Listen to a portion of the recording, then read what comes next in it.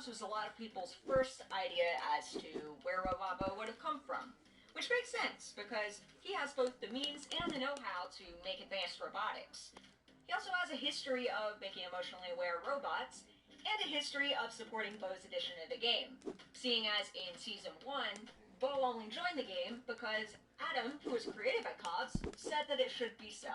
Why would he create Bobot? Well, that would be to keep an eye on Meatbone's competition, which he also has a history of doing through people like Toilet. Another thing that a couple of people in my II Discord server were talking about was the fact that at the end of episode 7, the animation logo that they used is identical to the one they used in Season 2, as opposed to the brand new bluer Season 3 logo, which could very well suggest that there is a Season 2 related reason for Bo to exist. However, there are a couple of things that go against this theory. Specifically, why would Bo forget about chairs and Marshmallow if Cobbs had made her? He knows his robotics. To me, the fact that there are glitches in her memory represent either an intentional choice on somebody's part, or some shaky craftsmanship, as if whoever made Bo doesn't typically do this kind of thing. And that's basically the only in-universe reason I can think of as to why Cobbs wouldn't be Robot Bo's creator. However, what would I think of this? Well, I would contend that if Cobbs did create Robot Bo, that would introduce an interesting dynamic to Robot Bo and Meatbone 4, because they would share this extremely obscure niche experience of being created by Cobbs and having struggles with that. However, I think it would be a very narratively odd choice to make, because Steve Cobbs and Meeple are very central to Season 2 and the direction that that seems to be going. So why would you bring it into play in your breather season? Honestly, I would say that Steve Cobbs is probably the most logical choice in terms of the why and how of it, and there's really no massive reason in-universe that Cobbs couldn't be responsible for Bo, but it would also be kind of lame. If the viewers want Bo, oh, they're gonna get more than enough of her, and no one will be clamoring to see her ever again. Steve Cobbs' own creation, Meatbone 4, has come under scrutiny lately for some of his actions in episode 7. Because his actions during the elimination are kind of suspicious no matter how you cut them out high pie. As soon as Cappy starts to question Bo, Meatbone rushes her elimination. This is also seemingly supported by the fact that Meatbone did send Bo an invite back in episode 1, though he claimed back then that it was just as a joke. And for what it's worth, Meatbone 4 does have a valid method by which he could bring Bo back to life. Let me rephrase that. He can't bring her back to life, but he might be able to generate a robot facsimile of her using his generation powers. As a matter of fact, maybe the glitches in Bo's memory are because he lacks experience with generating life forms. It's quite like how in episode 13, when Meatbone generated a tree, he was still learning how to do it, so the tree glitched out a little bit, and it wasn't perfect. However, Meatbone has a much less solid reason for why he would bring Bo back to life. The going assumption that people have is that it's to bring ratings up, because that was the reason why he tried to bring Bo back in episode 5 of season 2. However, when that came up in episode 5, it was because Adam, who was created by Cobbs, came up with it. This is the reason why Bo managed to join season 1 in the first place. It was because Adam meddled on her behalf. On top of that, Meatbone doesn't even like Bo, and honestly, even if he did, why would he make a robot when that's exactly what Steve Cobbs did? I know that he doesn't exactly have the highest amount of empathy, and he isn't exactly the most logical character in the world, but that would be a little bit strange. But it's not the only thing that would be strange about this, because in episode 1, he seemed genuinely stunned to see Bo in a way that I can't imagine he would exactly fake. But also, more objectively speaking, their conversation in episode 3 would be a lot stranger, because Meatbone was genuinely venting to her about how ridiculous it was that she was back to life, and all of that. If she was his creation, would this conversation go the way it did? I think not. So basically with Meatbone, the how makes sense, and why makes less sense. There's still proof that Meatbone could have created Bo, but it also has just as much proof stacked against it. Honestly, despite this, I do have a hunch that this might be what they go with, just because of how blatant the elimination being suspicious was, but there's a possibility that makes more sense. With relapsing forms of MS, there's a lot to deal with. Not too. It can all add up. Kesimpta is a once-monthly at-home injection that may help you put these RMS challenges in their place. Kesimpta was proven superior at reducing the rate of relapses, active lesions, and slowing disability progression versus Aubagio. Don't take Kesimpta if you have hepatitis B, and tell your doctor if you have had it, as it could come back. Kesimpta can cause serious side effects, including infections. While no cases of PML were reported in RMS clinical trials, it could happen. Tell your doctor if you had or plan to have vaccines, or if you are or plan to become pregnant. Kesimpta may cause a decrease in some types of antibodies. The most common side effects are upper respiratory tract infection, headache, and injection reactions. Ready for an at-home treatment with dramatic results? It's time to ask your doctor about Kesimpta.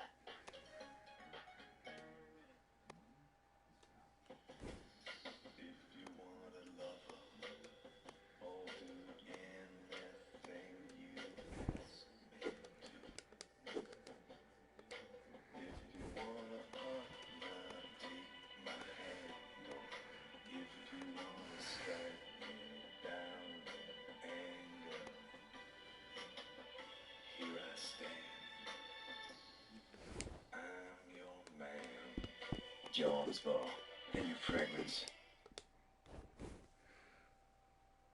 But she showed me that the unpredictable can happen in experiments. Things blow up. I learned, and now I don't repeat those patterns. Test Tube has long been under suspicion for creating Bo due to the presence of a background detail in Season 2, Episode 3, Try Your Best. In her lab, there is an invention in the background that resembles Bo that's called the Boinator. Now, this hasn't been brought up at all since. As a matter of fact, some people, myself included, suspected that this might be something that was retconned in the Invisibo that Taco and Mike wear, but, I mean, hey. Test Tube's reaction to Bo in Episode 1 of Season 3 is much more suspicious and easily fake than me phones, in my humble opinion. As a matter of fact, there are parallels between Test Tube and Bo's first interaction and MePhone 4 and Cobbs' first interaction. Both times is the invention saying something and being corrected. Then Test Tube says, "You're not dead? That's interesting." Which is very interesting in and of itself. Episode 7 blew the lid off of this theory by giving us some very interesting stuff with the two of them. The main thing was the picnic table conversation with Nickel, which was extremely suspicious. Please rewatch this clip. Notice how Test Tube keeps on glancing at Bo when she talks about unspeakable solutions and wanting to find them. I'm sorry about that whole box tragedy. I can't fix what happened. There's only so many problems that can be solved with simple equations, but there's so many more that have impossible, unspeakable solutions. But I want to solve them anyway. And just narratively, if this conversation was going to happen and it was going to have Nickel, Test Tube, and Bo, then the conversation would have to be relevant for all three of them in some thematic way. Otherwise, it would be maybe a different character talking to Nickel, or maybe it would be present in a different episode. And Test Tube's treatment of Bo in this episode is generally very kind and tender, and Test Tube is a good person, so this isn't unthinkable in any other way, but it's just worth thinking about. To get to the thick of it, Test Tube has a viable why. It's not about Bo specifically, she never knew Bo, but it's about pushing the boundaries of science. This is what she explains in her conversation with Nickel. Plus, Test Tube has a viable how. She invents all kinds of stuff. Maybe she's able to do robot stuff as well. Furthermore, the glitches make perfect sense with Test Tube. It could either be because she's less experienced in robotics in general, they were mistakes, or maybe she specifically wants to protect Bo. Please notice how both of the things that have been glitched out of her memory so far, chairs and marshmallows, were extremely relevant in Bo's own death in the finale. Because Marshmallow caused it, and briefly before that, Marshmallow gave her a chair. So maybe Test Tube wants to protect Bo, or this version of Bo rather, from going through the same fate that her other version did. I can't really think of a reason why Test Tube couldn't be Bo's creator that I haven't already turned into a reason why she could be Bo's creator. So I would say that Test Tube being Bo's creator is plausible and even probable on all fronts, and would have the potential to be absolutely awesome. Because if there's one thing that I want to see from my eye, it's more characters other than Cobbs and Meatbone put having consequences on animatronics the characters together. that go beyond the scope of the game. Okay, why do I do it? Cause Hate to break this magical moment. But you also put animatronics back together. So speaking through the dumb I'm putting series, Spring Bonnie back I together. think that it's a coin toss between Test Tube and Meatbone. I want Test Tube. Please don't touch It anything. makes a lot more sense, Please don't but touch anything on Spring Bonnie. and I would, so it would not surprise me if they went with Meatbone anyway. However, there's a lot more going on in season 3 how to besides do this, Robot but Love. I Things that can I feel that try. people have forgotten about somewhat or put out of mind. I mean, yes, Okay, there I is the need obvious mystery of why and how Bonnie's Bo is head. here, and now what the nature of her creation is. However, what's the deal with the Definite Island? Where does it come from, and why does it look like that? Did Meatbone himself make it? As a matter of fact, what about the walkie-talkie that's there? Who is she? What is the another chance she's referring to? Is that just related to the game, or is there something else afoot? As a matter of fact, speaking of weird things, whatever happened to contestant recovery? Can Meatbone actually still do that? Because he didn't recover Fox. I guess because he didn't die, but no contestant has been recovered yet this season. I Maybe found something has some. happened to it. I found I some. don't know. In episode 1, Candle mentions that something is awry. Back during my first theory video, I postulated that this was not just about the Thinkers being down a member. And now, I don't think that it's just about Bo either. I think that there's a lot of factors. For example, the existence of Clover. Clover's good luck changes happenings around her, causing other people misfortune and injury. But why is this the case? And how far does this distortion go? My working theory for now is that Clover's presence in Season 3 is wreaking havoc on things. Here's the jollies you've been looking for. For one, a Definite Island could be a place where good fortune goes to die. Nothing good happens at Idiotic Island. In fact, you could say that nothing happens there. Because depending on what direction you go in here, everything good is happening, or everything period is happening, where Clover is, because she's such a important figure in Fate. Only reason why people were staying on Indefinite Island to begin with is because of the walkie-talkie's promise of another chance. Which, by the way, uses the word chance, which is associated with luck. In addition, Clover's inability to die could have led to glitches in Me Life, which makes contestant recovery impossible in Yeah, I think that because seems Clover is good. doing so much avoiding dying. If somebody else were to die, they would do a lot of not coming back to life. It would be like the contrapositive of it. And with respect to Bobot, maybe Test Tube experimented with Bobot back in the day when she had access to her lab, but didn't finalize it because of, I don't know, maybe questions about the ethics of doing it, or maybe just because she had a couple of bugs she wasn't able to get out. But the combination of the fact that Test Tube had done this before, and also Meatbone inviting Bo to the competition, could have led to some lightning in a bottle, bit of divine circumstance brought on by Clover's luck, which has brought Bo here. Which is a good and a bad thing, but it's a very fateful thing, regardless of how you look at it. And then I would also postulate, and I have heard nobody else bring this up before, Candle senses all these distortions, but she doesn't necessarily realize how far they go, and she doesn't know where they come from. However, there is one character who might. No, it needs to go It's back. no use. This always happens. We're destined to lose. With that attitude, sure. But I know deep down that you're a fighter, Blueberry. And if you harness that and channel it into passion, then, well, then there's nothing you can't do. No. Okay, that's good. Where was the other Blueberry E? is shown to be a devout nihilist in episode 1. He believes that there's no point to doing everything. What's the use, he says. Nothing matters. Nothing. And the reason why he would think this is because of the effect that Clover has on everybody. If Clover is the determinant of fate, what he does really doesn't matter. And what Candle said in response to Clover about being compelled to do things he otherwise wouldn't because of luck kind of supports this idea that free will doesn't matter when there's so much luck stuff going on where you're at. Season 3 could also take place in a pocket dimension of some kind, which would change the way time passes there, and could explain the weird look of Indefinite Island, or maybe even it's in a time loop that only Blue remembers. But it would be a very interesting way of extending the another chance thing. But anyway, yeah, that's my working theory for what's going on. This is very complicated, and I honestly doubt that they'll do it just like this, but I think it would be very cool if they did, because it would connect so many things and would make It's so many kinda characters' actions and fate relevant, including things that you otherwise I wouldn't don't see care, I'm as just being doing relevant to Robot Bow in particular. No. Yeah, thank you so It much for keeps watching, messing and don't forget to be up. kind. Okay, like this. Yes, finally I did it. Okay, now I need the torso. This I torso? do not have a... No, I need this torso. No!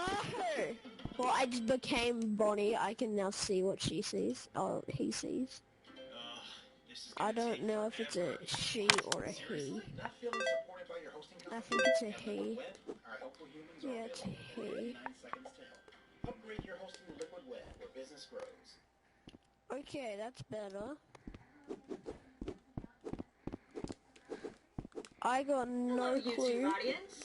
It's Skater Cheese here. how I'm Wanted going to thank do this everybody because who I checked cannot out see. my brand new original cartoon, Cat Party. It means a lot to me, and it's something that I've worked on for a very long time. I'm super excited about the story I'm going to tell with that. But making any kind of animated content takes a lot out of you.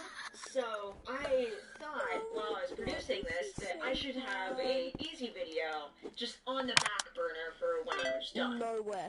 And Close. I decided to ask you guys about a tier list video I should do because those are the perfect I'm background really videos. gonna need some help And you here. guys overwhelmingly picked the Um, II characters tier list. So today I will be ranking these characters according to how well written I feel they are, but and my takes on them. Because the thing with You think you characters can is help that they're me so with this? personal. Hold and on, the I'm doing ones you relate something. to are so ingrained in who you are that there's no Okay. real way to be objective. And because characters can be such a personal thing, I've And decided what to is have that very noise in personal the background? tier names. YouTube. These are basically according to how much something would make me smile. So we got Okay. S triple plus, in which I get to read every single My Little Ponytails comic. Now, here's the thing with me. I love My Little Ponytails. I But went I've for only it read outside the maybe map. 20% of the Thought I was comics. A inside. lot of them aren't online, and nobody has listed any on eBay for a while, so I haven't been able to buy any. So that's kind of heartbreaking, but that would make me over the moon happy. You have no idea. S is also kind of personal to me, and that would be that one of my favorite stories inspires me. It could be a novel, it could be Where an is the episode of head? a show that just motivates me. I went- I don't know. Sometimes In the room. I just come out of something and I'm hyped to create the next I'm thing gonna need for the a lot Skater of help. Cheese catalog. Now those are both pretty personal to me, so you might be confused as to why ABBA becoming Come popular on. again No, is in I A was tier. so And that's close. because Swedish pop group ABBA has a wonderful discography that it is impossible to be No. miserable while Oh listening my to. God. If society were to collectively decide that ABBA was good again and start playing it on the radios Oh and my stuff, God. then maybe society would be a I'm bit of a really happier gonna need place. some help And here. then sometimes Super Trooper just comes on when I'm in public, and that energizes me like you wouldn't believe. Because listening to Paper Rings by Taylor Swift, this is one of her less popular songs, but it has a really upbeat tempo, and I really like it. But it's not like it'll make me happy for a couple minutes when I listen to it. It's not like it would be a lasting happiness. And I guess that kind of represents how these characters are. I like them, but they don't personally make me Yeah, who extremely built this happy. springtrap? The thing with early season 2 Test Tube is that she was a gigantic nerd, and nobody cared about what she had to say about anything. Hey, tester. Sorry, I had to press it. There's just too many parts back here. And I can stand it. But it's not like it improves my mood drastically. That is why it is my C tier. Then the D tier is something that's kind of mixed, I guess. Because on one hand, if Apple sounded like Test Tube in the finale, then that would mean that Apple was in the finale. And they tend to write Apple extremely well. Yeah, see, Apple sounding like Test Tube is something that has not really happened in any II media, in my opinion, but okay, let me bring it back to early season 2. Test Tube had a really high-pitched voice, Apple had a lower-pitched voice. Ever since then, they've kind of switched places, but in the process, Test Tube's voice has changed a lot more than Apple's has, and they are kind of in the same register. The only difference between these voices is an inflectional one. So it's completely thinkable that in the stress of throwing together an episode, a Test Tube line could be read with an Apple inflection or vice versa. As a matter of fact, this actually happened at one point in episode 4, I want to say. So yeah, I'm not insane. It wouldn't ruin a scene for me, but it would just make me do like a slanty face. I don't know. But anyway, the first character we have is Baseball. Now, longtime subscribers of my channel will already kind of know my take on baseball, because I outlined it pretty extensively in Baseball Striking Out. Basically what I said there was that Baseball was really, he had good comedy, but he was kind of unpopular among the fans as a winner and just as a character in general, compared to the other final four. And the reason why that was that he was the unfortunate victim of the circumstances.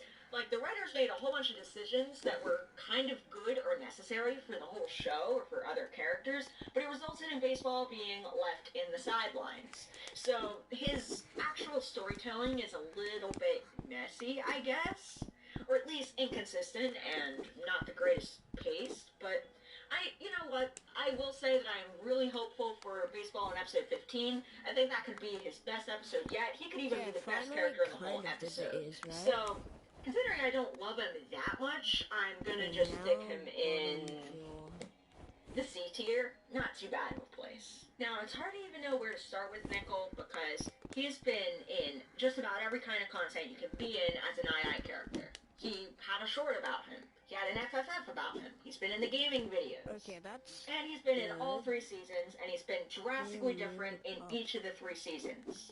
But in order to begin discussing Nickel, I think we need to talk about me for a moment. Skater Cheese.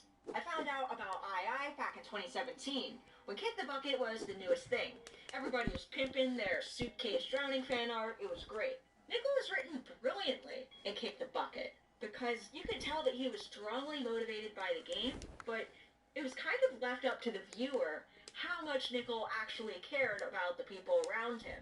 You could say that he cared more about baseball as a person than as a member of the Alliance. And you could say I'm listening to it. Actually considered Suitcase a friend. He just didn't have the emotional intelligence to treat her well. And he also knew that Balloon was a better person than he No, that's just some better ice rhyme. It makes him look like a doofus. Balloon was in terms of the game. And it was just very interesting because you can almost see him as this guy who has the desire to be good in the game and a desire to be a good friend, and sometimes these things are at odds.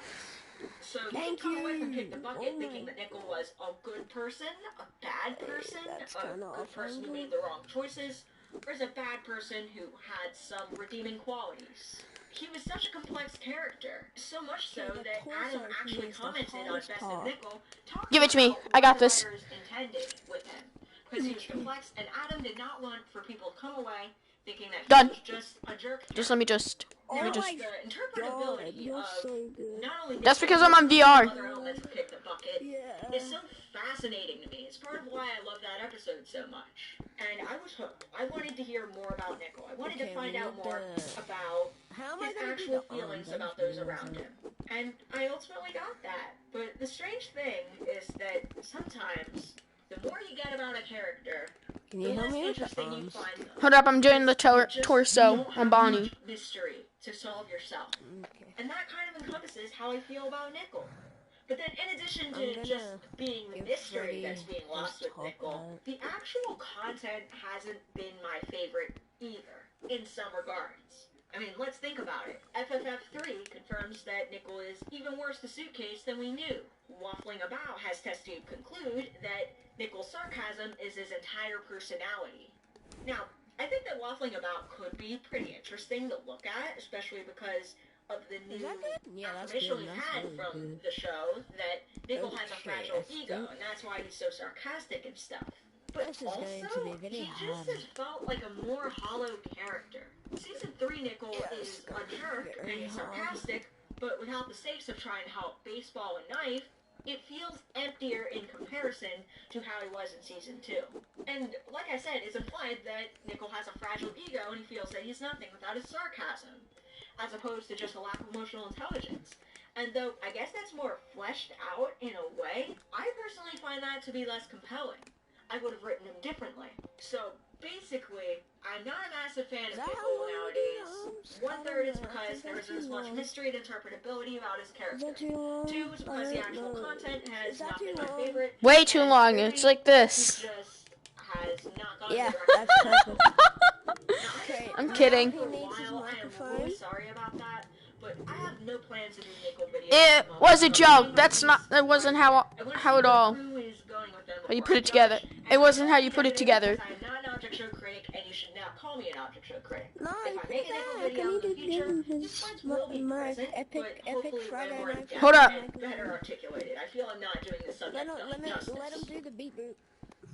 So, bearing all that in mind, man, it's hard to know where to rank him because he's just so inconsistent. In season 1, I would have put him in B tier because he was loyal to his friends and just an enjoyable enough character. No, I don't think so. I would have put him in high A tier, I think. But he is the only character I can think of who's gotten progressively less interesting to me. So, I kind of have to put him down here for now. Now, the next character we gotta talk about is Knife. Now, Knife is not my type of character, but he has a really solid place in the cast and an interesting arc. It's one of the most gradual and believable evolutions of the series as he becomes a better person who cares more about those around him, but he doesn't completely change. He still has this gruff exterior. He's still recognizably Knife. And the reason why this story works so well is because the pivot point to this redemptive arc is Pickle, his best friend, who he comforted in episode 7. Him comforting Pickle is the first act of kindness that I can think of Knife doing in the whole series. It sets him on a new path where he tries to help those around him, even though he's more of an observer than an active person by trade. And his connection with Pickle also gives him a personal investment in Taco and Mike's thing. Like, sure, Knife knows what it's like to be in an imbalanced alliance where one person is manipulating the other. But also, this gives him a more personal reason to be involved with it, because his best friend is still super bummed out from Taco's betrayal, and he sees that that can happen again with Mike. But then even outside of the stuff that's immediately relevant to his arc, Knife is just a character who contrasts well with a lot of the cast. He has some really good interactions with Fan, and Suitcase, and Balloon, and even Baseball, which have managed to advance most of those characters to great effect. I did the microphone Now, Knife does have a couple of weaker scenes, in my opinion. Like, I don't like how there's no proper conclusion to him torturing Marsh yet. This is something that could be fixed in the finale, and it could if they do a really long finale. But if it's just a regular length episode, I think that they would better use their screen time in other ways. So we'll see what happens there. And then he also kills the end of episode 11's elimination for me, because Suitcase did nothing wrong, but he kind of treats her like she did. And I don't get some of his decisions in general, but you know what, that's okay. Is Bonnie I a would boy? likely appreciate Knife more if I did a video. Yeah, I think. Broke down some of his decisions and came to understand him better as a character. But chances are I won't be able to make a video about him, so you'll just have to take my word for it when I say that there's more than meets the eye with this character, and I put him... I guess I'll put him in A tier for now. Now, Balloon cracks me up. In many ways, to me, he is the average II character. Not necessarily in terms of quality, but he stands above a lot of characters, like the Bombs and the Cherries of the cast, by virtue of having relationships and having an arc. But his arc is a little bit funnier than some of the other arcs, and his relationships are a little bit funnier as well. Now, let me just say, I loved Balloon in Season 1. He was very funny. He was also very funny to me in Season 2. Because, I mean, he graffitis Neighbor's Wall in Episode 1, and he wants to be forgiven 10 seconds later, if even that. Then he acts frustrated throughout Season 2 that people don't believe he has changed, despite him just kind of changing out of nowhere, and never doing anything to show that he's changed. His arc did end on a really strong note, though. Like I said before, Knife's contrast with characters tends to help, and I think the best example of that is when Knife told Balloon to stop complaining and prove himself. And then Balloon chokes at the challenge, but ultimately does prove himself by proving what a good friend he is to Suitcase during the Kick the Bucket elimination. Hope you don't mind. And Balloon has not shown any signs of slowing down. What? He had a good inanimate answers. He had strong comics appearances. He had some really good II gaming appearances because Ben Cross's improv is hilarious. I feel like he's less strong in season 3, but he's still enjoyable enough, and that's all that he needs to be. So I think I'll stick him right in B for now. Now the next character we're going to talk about is Pepper.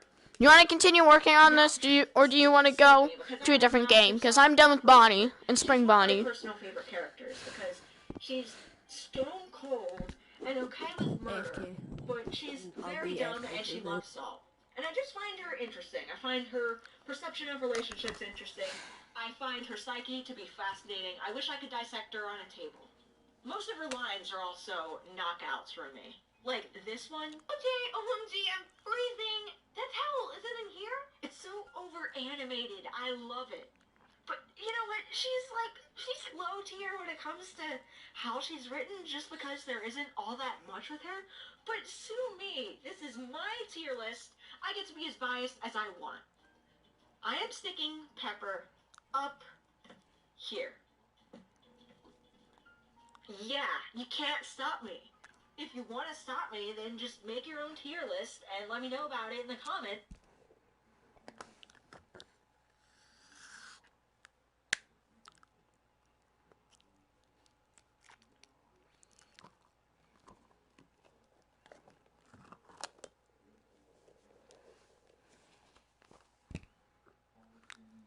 We've all experienced loss from COVID. Loss of routine, plans, connections.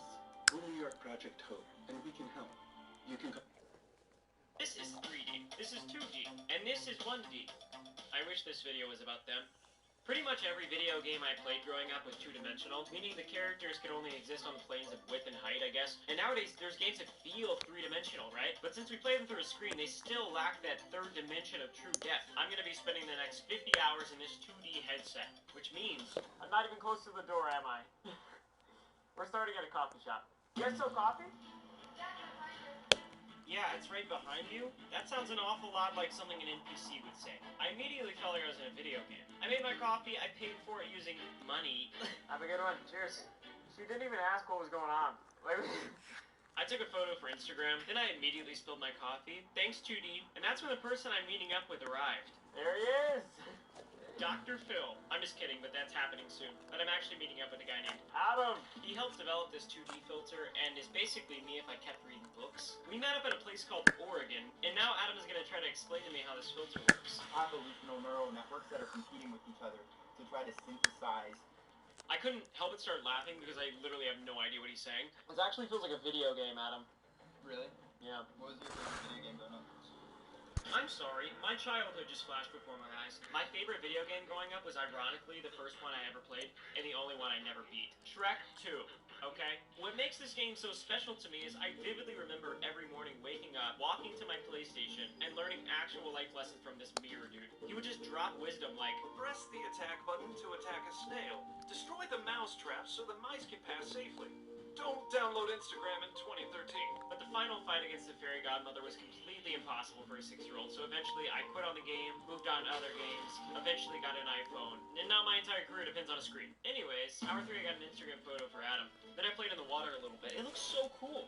Hour 4 I looked at this pretty flower, and then tried to high-five a random woman, and then hour 6 we went to go play some golf. We're golfing now. Howdy. How's it going? I actually made contact on my first swing. I have no idea where that went. I got a little too confident and told Adam to record some greatness. It took me 16 tries to hit that ball, and then I took some photos of it to flex on my friends. I got the ball in the hole, and hour 7 we went to Subway, which was a huge mistake. Howdy. Pretty busy in here. Every single person in this establishment was laughing at me, I think. Probably because I look like a freak. So I did the one thing that all freaks do. I got a sandwich with double mayo. Wow, Ryan is so cool and popular. Yeah, so I did not tell them to say that, and I'm not telling you to say that either. I went to the beach to flex my sandwich on Instagram, and speaking of Instagram, Adam was telling me about this epic house on the beach, and last week I DM'd the company that owns it to see if I can go inside and look at it for this video, and they said I could spend the night. So now this video's sponsored, I guess. You gotta be kidding me. Thank you for sponsoring, Wander. Unironically, everything in this house is controlled by your phone screen. I just unlocked the door with my phone. Even I can tell this view is crazy. Quick iPhone photo, yep, there it is. How about a tour? The living room! I'm gonna hide and see if you can find me. The dining room. They gave me an assortment of snacks. The kitchen. I just turned on light bulbs with an app confirming that this house is smarter than I am. And I made a coffee. The bedroom. I can't tell which one of these is a window and which one is art. I'm playing Minecraft now. That's what I'm doing. I don't know why I keep doing headset videos. The bathroom. I haven't done this in 2 days. This literally just feels like a game. Well, that's familiar. Oh gosh, I equipped the plant. How am I gonna equip it? Then I went to the home gym with a sauna, of course. Did some walking, rode on a bike I found. Wander has a ton of cool houses across the U.S. and they're gonna give away a free trip to some of you guys if you sign up to my link. Just make an account, and you can also become a founding member and get a cool hoodie and tons of other cool perks. But in the meantime, I'm gonna meet up with Adam at the beach. He should be here any second. I wasn't kidding. He was there 5 seconds later. Adam! Spend with me! Come here! While I was spinning with Adam, I realized I hadn't even seen his real face. I'm literally only seeing him through a screen. And frankly, he hasn't seen my face either. And probably neither of you watching this video. And oh, you suck.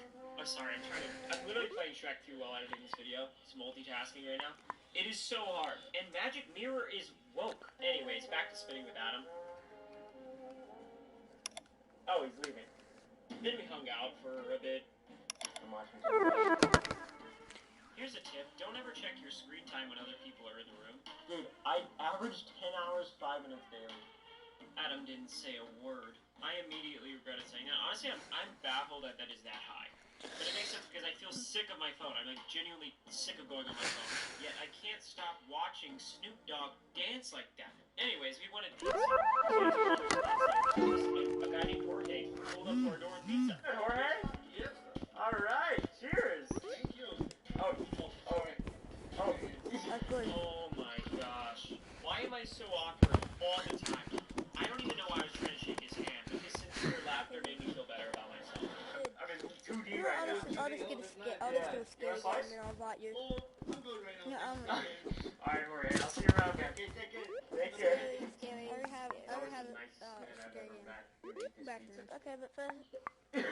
Adam and I shared a pepperoni pizza like some true gentlemen, and then I said goodbye. He went home. Yeah, man. See ya. At hour 16, I was trying to figure out how to get into bed, but you know, it's so hard to get in bed in video games. I don't know why I'm doing this. Got it. Get a FaceTime. See if she notices anything. Looking gorgeous as per usual. Well, look good at 2D. You look so weird. Will you smile? I want to see what it looks like. Aha! Looks like you're in the dancing to the beat of our drumstick, baby. With Huggies, we got just what you need. It will keep you comfy through all your moves. That's it, kid. Dance like nobody's watching. Huggies, we got you, baby.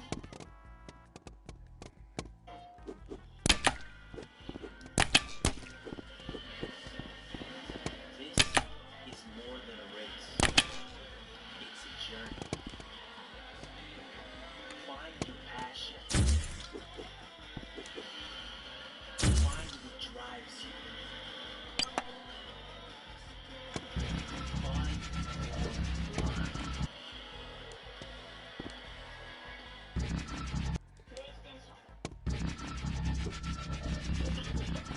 And then we said goodnight. I'm gonna go to bed. I look like a raisin. Bruh. I have like 0 toothpaste left. I've been using this tube of toothpaste for like 2 months. I was able to squeeze out an actual single atom of toothpaste. Struggled to put the cap on, and then I got brushing. I was somehow on my phone 8 hours yesterday. How does that make any sense? That's absolutely sad. I'm making it a goal. I'm gonna try to not go on my phone today. Then I was on my phone taking photos of the beach. You can't make this up. An hour 45, I finally took a break from my phone release. And then I invited Adam over because I wanted to drive the Tesla that comes with the house. Wait, you're gonna drive with the headphone on? I can drive this thing.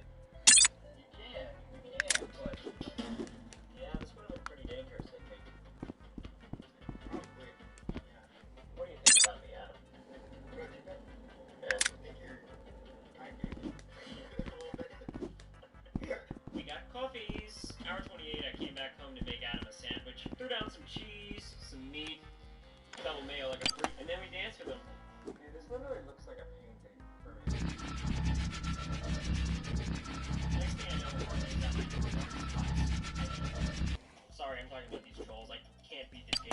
Oh, no way, you didn't. Yeah.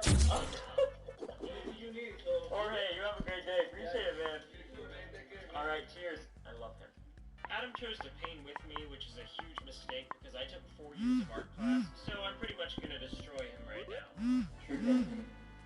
Never done. Dang, that's deep. We're done! And now it's time to see our art. 2, 1. Dude, this literally looks better than what I'm seeing outside. That's comical, dude. I'm just gonna break it. I'm just kidding. Adam left, and then I broke his art, and then I broke my art. This is why I unfollowed everyone on Instagram. I can't stop comparing myself to people. An hour 34, I watched TikToks. An hour 36, I looked at cartoon fire. It was fun. And then I went to bed. I had a coffee as this challenge comes to an end. The sunrise, but not as beautiful as Adam entering the door to help me celebrate. Good morning.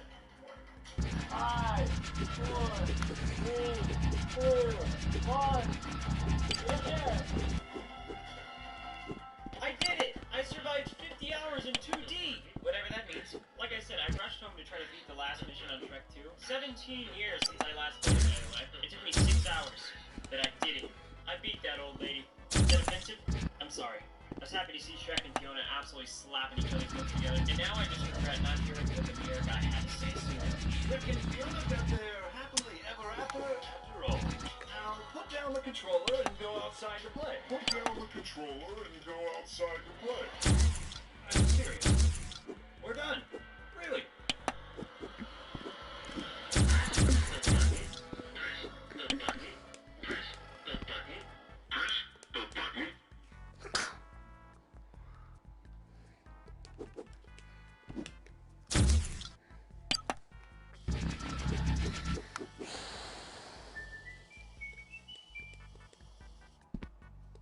Metaverse. Ever heard of it? If not, click off of this video right now. Run as far as you can, as fast as you can, and never click on this video ever again if you care about your life at all. But if you have, welcome! Here's your refresher. It's a one-to-one replica of the real world, alright? And the idea is that everyone you know and love is a spiritual with a headset like this, and it costs way too much money. In fact, it costs more than my dog. Spock cost $100. Don't notice, Connor. That was me, I said that. One Metaverse day is apparently 30 minutes of a lifetime, and I'm going to be spending the next 100 Metaverse days in this headset. I've got everything I need to survive. A mini fridge, a coffee maker, a bed, a hologram of Shrek. It makes me feel safe at night. And if I want, I can even tap the headset like this and see my false reality. My goal, become the most famous person in the Metaverse. Because that person right now is definitely Mark Zuckerberg. Not for long, Marky. And as I took my last look at the real world, there was only one question in my mind. What if no one likes me? Yeah, well, that's already true in real life, so this is my reality for the next 100 days. My time will be spent in games, but then I wish I wasn't in the real world. Brian. Now I'm 6'4", confident, and not lactose intolerant. I have a